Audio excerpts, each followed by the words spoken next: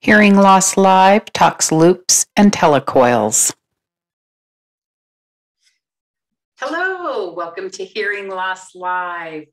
We are going to talk to you today about loops and telecoils. We talk in our blog about what loops and telecoils are. We're going to have Shelley Wyatt tell us her experiences with looping that's happened here locally.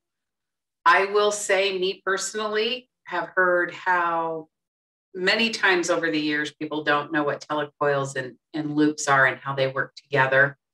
And we here, and I think Shelley will speak to it, actually brought in legislation to make it happen, that audiologists had to tell their clients what it was about. Shelley, give us your history with and experience with loops and telecoils.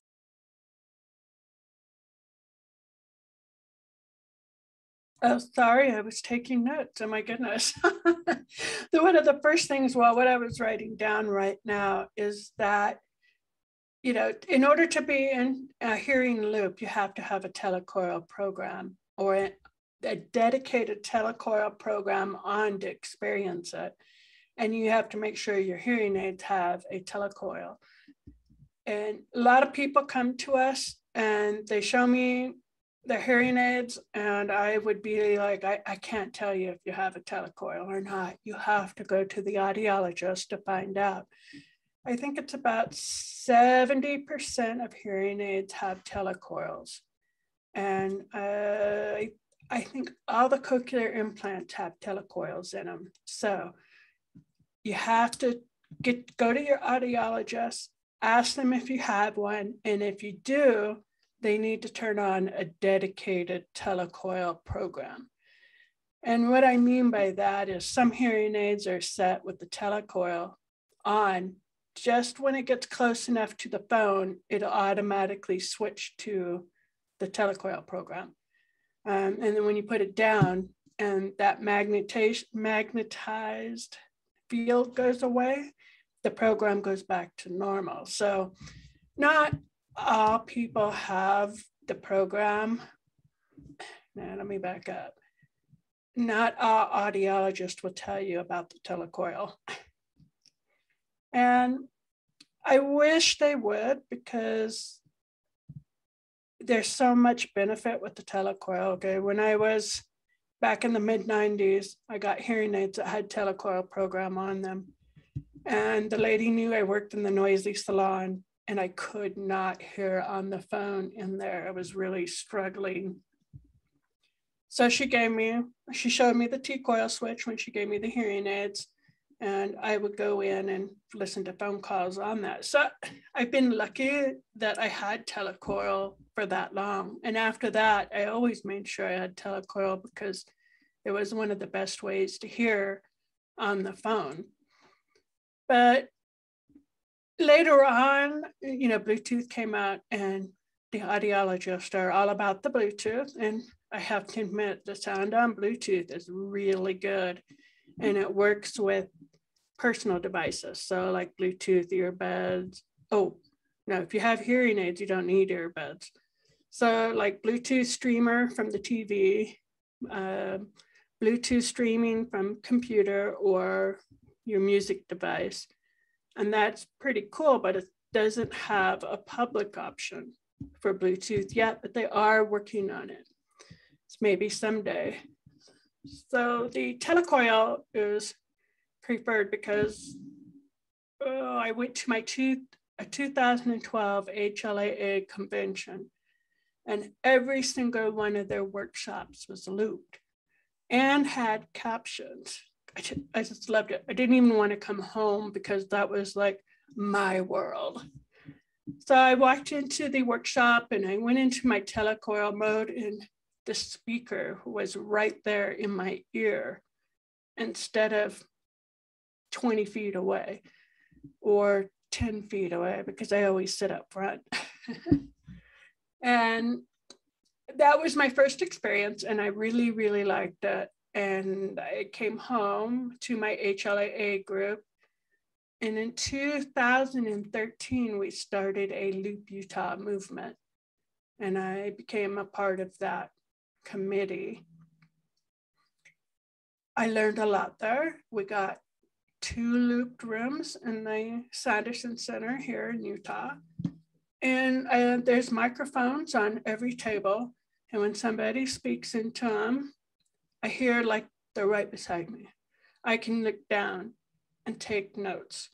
I really like the loop, and I hear so much better from it than I do FM systems. FM systems don't have the clarity I think that the loop does. There's a driver connected to the sound system somehow. It's very technical. I can give you like a brief description and then that's it.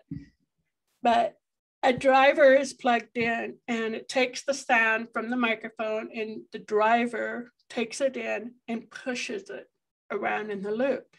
So there's that extra push for sound and it comes across a lot clearer. So my favorite time to have hearing aids in is when I'm in a loop. I don't always wear them otherwise. But if I know the meeting's in a loop, hearing aids in, telecoil program on, and I'm there. So I love the loop, and it's not outdated technology because every time you go to a hearing loss convention, they all loop their rooms. All the workshops are looped, and you get excellent sound. Many businesses now have hearing loops. Salt Lake's a little behind, but Wisconsin, awesome loops all over the place. I looked up Denver. Denver has some good loops in businesses and venues. So don't let them say telecoil is old technology. I will always have a telecoil in my hearing aid, no matter what. It's just so that I don't have that missed opportunity. If you're going into buying new hearing aids, make sure it has the telecoil. It doesn't cost extra. It's a simple program. You go in and out. You can get a living room loop like I do, where it's the loop is across the ceiling in my house. And I walk in and I go into my telecoil mode and I hear well enough that I can lip read as long as there isn't a lot of background noise. So don't go without the telecoil. I have a question about your living room loop. You use it to hear people as well as the TV in your living room, or just for the TV, the television? Or does it enhance without an extra microphone for people that are in the living room with you? No matter who has a T-coil in their hearing aids, if they step into my loop, anybody can enjoy that sound. It does have a microphone plug-in. And one year for the Say What Club convention, I took it because we couldn't find anybody else to loop the workshop. So I took my living room loop and it worked. Not the best, but it worked well enough that we could use it. So it can have a microphone, but mostly mine in my living room is plugged in for TV and TV. That's it. I remember, I think it was right after Loop Utah started, the Walk for Hearing. They would come in, Listen Tech would come in and loop the room for our banquets. Do you remember that? A lot of work there. But so they could do it last minute, I think is what I'm trying to get at. You needed it last minute. They're temporary loops, like my living room loop is actually a temporary loop. And then there's permanent loops where they go in and put in a different array, like they have to do it according to metal interference, and it's a permanent loop. We have 3 rooms at the Sanderson Center of the Deaf and Hard of Hearing now, and Hell Center Theater is looped in all its stages. So those are permanent. They're there forever.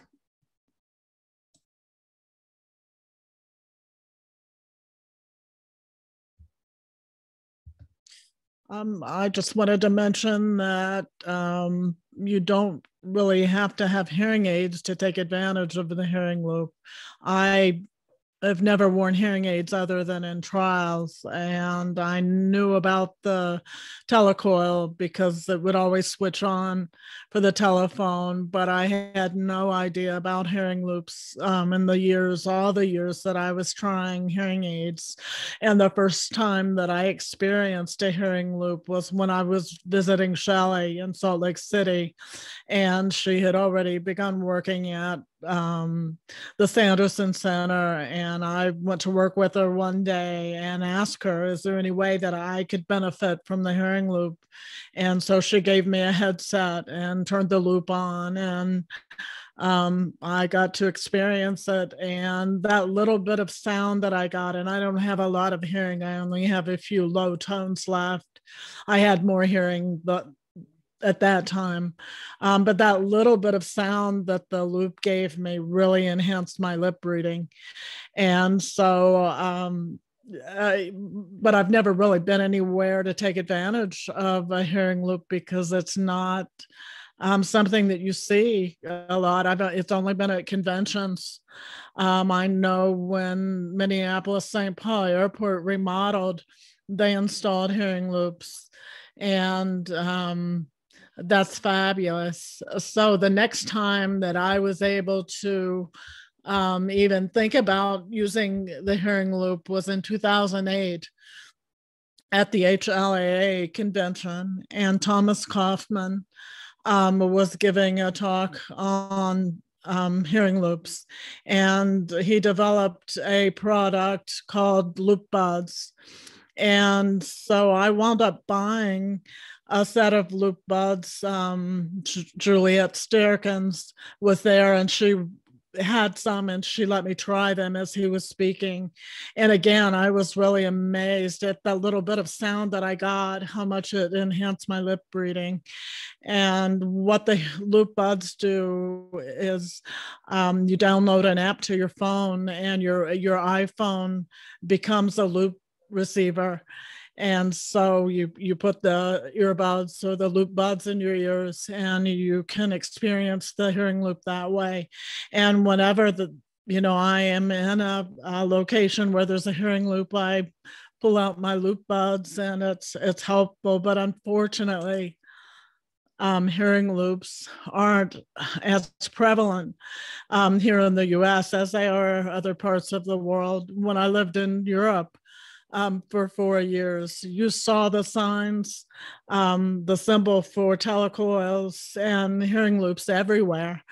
And so it's always amazing to me and kind of perplexing as to why the US hasn't taken advantage of this technology more than they have. And I know a lot of hearing loop advocates all over the US, and seems like they shouldn't have to work so hard.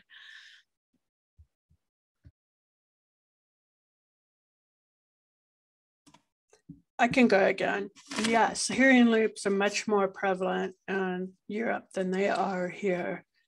They are trying to catch that up because a lot of people can benefit from telecoils and hearing loops. And it is our preferred system because we don't have to pick up devices. With FM system, I have to pick up a receiver. A lot of times they don't have the neck loop either. They have headphones that go over my hearing aids, and my hearing loss and hearing aids are such that produces the squeal that nobody likes. And so headphones are not an option for me. I have to have like a neck loop, and still it's not as clear as being an actual loop. Now, neck loop is the same jack that you plug in for headphones and earbuds, but you plug it into the jack and it lays on the neck. You go into the T-coil mode and it picks up that magnetic signal. So I avoid the headphone squeal that way. The transmitters, the receivers, Michelle picked up a receiver and tried the loop through that. And I think you said 2008, you were watching the Thomas Kaufman with Odo Joy. And I think it was 2018, right, Michelle? Okay. Right, it was 2018. And I can't remember where the convention was that year. I guess it was in Minneapolis. I think that's where it was. And Shelley also was attending that. I think you were at the same presentation that Thomas Kaufman gave, and he's a great loop installer. I think he's located in Phoenix, Arizona now. Yeah, he is. And he's put in a lot of loops in that area too. And you can find out more about loops. Oh, I was gonna say, give you a website, but it doesn't look like it's working right now. So we'll have to put it on the end credits. So there's a lot of things that can be receivers for the loop. If you don't have telecoil hearing aids, there's some amplification devices like the Mino. It has the telecoil in it. And I think the Comfort Audio one, and I can't remember the Duet. It has a telecoil too. So you can go into a room and try it that way. Almost all of them have receivers if you don't have the telecoil, and you can pick up the receiver and use headphones or earbuds, your choice after that. But the problem there is if you don't have hearing aids, you're not getting your own personal sound system. Hearing aids are programmed specifically for our hearing loss. And that way we get the sound according to our own needs. So that's why it's more preferred for the hearing aids and the telecoil. And one other thing is you don't have to have hearing loss and wear hearing aids to use hearing loops. I donated a pair of loop buds to the silent auction for the Say What Club, and a hearing spouse bid on them and won them. And Thomas Kaufman did our keynote speaker. He was our keynote speaker that year at the convention. And he was talking about how everyone should experience a hearing loop because it brings the sound right there, and because it blocks out the background noise, and especially for things like music concerts. The experience and the sound is so much more enhanced in a hearing loop that hearing people should really try it. And maybe if we got more hearing people on board with wanting hearing loops, they would be more mainstream.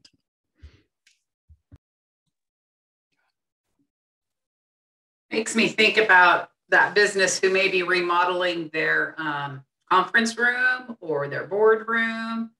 They should really actually look into adding a loop for whatever reasons, not just to help somebody, to help somebody with a hearing loss, but so that other people can use it to drown out the extra noise that sometimes happens in a board meeting.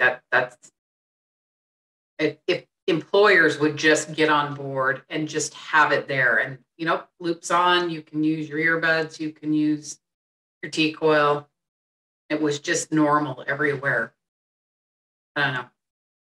That went through my head when the people should think about it.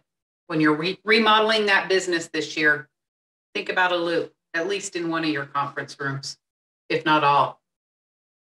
Shelley? Yes.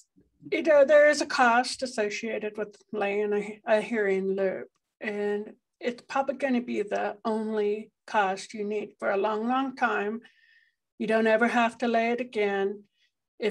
Sometimes they get cut by people laying new carpet or something, then it might need a small attachment, or I don't know what to call it, like where you fill it in again. And the only other thing I've seen go bad was a driver.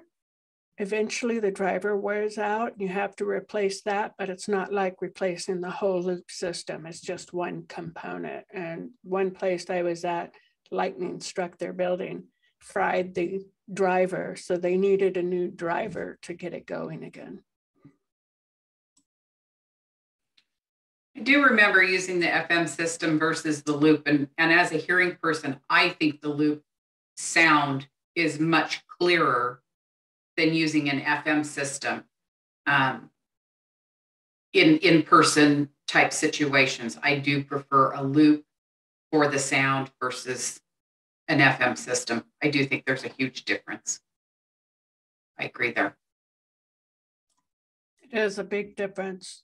It makes a huge difference. I mean, like I mentioned a while back, that Saturday Night Live, the captions are so far behind that it's not keeping up with the action on the TV. So that's when I use my loop, is I go into the loop and I can lip read because most of the time they're facing the camera, and use the sound.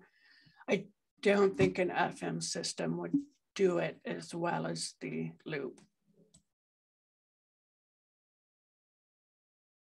Here's a weird question. So Bluetooth, here's my issue with Bluetooth. When I use it on my computer or my phone or whatever, I can get interference. So something can pick up the signal and it cuts it out. Have you ever been in a looped room where you think that, oh, wait a minute, this is not what I don't know if that interference can happen with a loop. Do you know? I know it can happen with FM system, right? If memory serves. I can't remember the FM system because it's been so long since I've done that. But with a loop, you are limited to the room that's being looped. And if there's metal interference, it draws away that magnetic signal. So they have to work extra hard on laying the loop to be stronger than the interference. What that means is they're probably doing a lot of little loops in the room to make the sound quality clear. Before we got my living room loop, Ken had me walk around in my T-coil before buying it to see how loud the metal interference was in the house. So I learned the kitchen, horrible hum. Downstairs, horrible hum. Just the east side of the house has a horrible hum for some reason, and I don't know why. But in the living room, it's only like a little bit of a hum. So that was kind of how we tested to see if the living room could handle a temporary loop.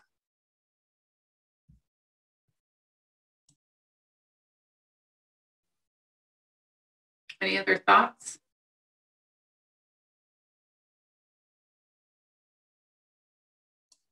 Just that Bluetooth. I had the necklace. My hearing aids are old, so I don't have a direct Bluetooth connection like hearing aids do now, which I hope to fix soon because I really got a reason to try Bluetooth hearing aids now again. And I'll let you guys know about that later. But the Bluetooth, my first gripe about it was that it drained the battery on my phone because I had to turn it on my phone, and then it went to this necklace thing here, and then it went up to my hearing aids. So my phone battery was going fast. My neck loop thing battery drained fairly fast, and I couldn't keep it charged. So that's why I preferred the living room loop over Bluetooth streaming. The sound is just as clear. A long time ago, some guy told me he got Bluetooth hearing aids, and the audiologist gave him a 2V Bluetooth streamer to pick it up. He was so happy with the quality of sound he was getting from that he was going through a pair of hearing aid batteries a day. I think, he just hadn't heard TV in so long like that he was watching TV all day long, just fascinated with the clarity of sound. So Bluetooth has its place, and I think the battery drain is not as bad anymore. It seems like my phone holds a Bluetooth charger a lot longer than they used to. So that was a reason why I chose the loop over Bluetooth streaming. But I'm stepping up and going to be trying something new. Thank you. I think when Bluetooth came out, I think people in the hearing realm audiology jumped the gun. Now, why we haven't been looped as long as a lot of places in Europe is beyond me, because that wasn't old technology then. But I think when Bluetooth came out, I kind of equate it to steno writers. I have heard since I started school in 1995, I'm an obsolete profession. Speech to text is going to take us over. It's going to take its place. Why would you even go there? Again, from first day of school in 1995, I've been hearing this. I'm still waiting for that to happen. And when AI can caption that somebody's laughing or there's discussion in the background, I am happy to turn over my profession to AI, and I will get my caravan and become homeless or whatever I want to do. Anyways, in the meantime, it's not a dying profession, but I think audiologists kind of did the same thing. Bluetooth's going to be the new thing. We're not going to need telecoils. I think hearing aid companies did the same thought process. We can make a lot more money. And I'm not trying to be judgmental. I'm just trying to show the honesty of it's really, really important. If your client says, I want a telecoil, give them a telecoil. It's important if you want to loop in your office, in your airport, in your playhouse, local playhouse. It's important that you find those who are using it and how you get a loop installed. And it's, people change, money, all of that plays a factor. So there's all that involved. But when you can show it really can make a difference. It does make a difference. And I do. I remember the first time Kathy Evans, one of our local Hearing Loss Association chapter members and one of my greatest mentors, honestly, asked about telecoils. And I think I'm sure it was an HLAA meeting. And she went around the room and one person was like, what's that? Next person, I don't need those. I don't have a landline. The next person, oh, my audiologist says we don't need those anymore. It's old technology. And there was not one other person other than Kathy in that room who knew what a telecoil was. And it was a larger group that time. And again, up until even last year, I can remember talking at an online chat with Sanderson Center and people still not knowing what a telecoil was, even though Utah has legislation. Shelley, I think you were involved with some of that. Audiologists have to inform patients what a telecoil is and give them options. And I still don't think that clients know when the audiologist is telling them how important that telecoil might be for many different reasons. And so the audiologist is able to kind of play it down, I'm afraid. I don't know. I don't think it's old technology in any way. Michelle? If I'm not mistaken, I think some states have laws on their books that require audiologists to mention telecoils to their clients and patients. I'm just wondering right now how many states do that. It's kind of sad that we need a law for audiologists to do that. Hopefully they do it on their own, a lot of them, but I know some don't. But do you have any idea how many states have those laws in place? I don't know how many. I know that Loop Utah worked for a bill for telecoil and asking audiologists to mention the telecoil and its benefits, but it got switched up at the last minute to be assistive listening technology. Audiologists needed to mention assistive listening technology because a lot of people don't. One of my favorite things to do is when people came in and they wanted to know more about a hearing loop at the Sanderson Center, I tell them, go to your audiologist, find out if you have a telecoil program, get a dedicated telecoil program and come back.